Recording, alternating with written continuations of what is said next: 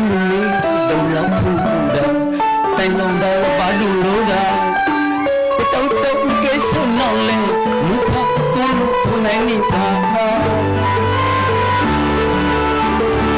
nước buồn thọ mũi lá trái hoa thông đi thọ vào bộ ngày ba mò đầu lóc khu sa tôi sẽ không lâu cho sống được một đó đi tạm mơ sớm trong cha ý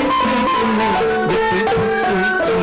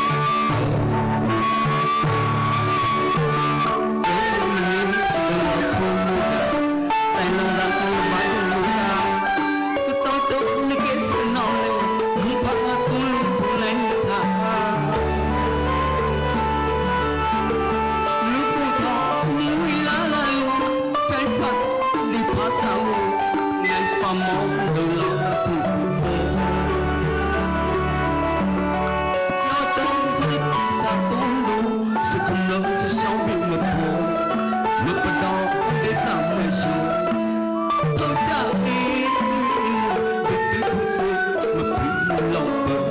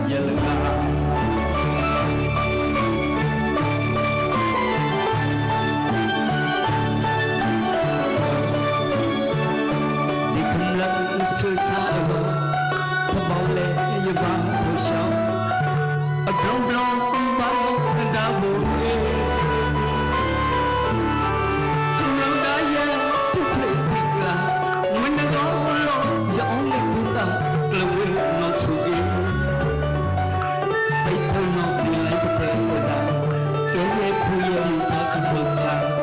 ဖုန်ခိုင်ရဲ့ဖာတီဒီနတီယောဖူခမက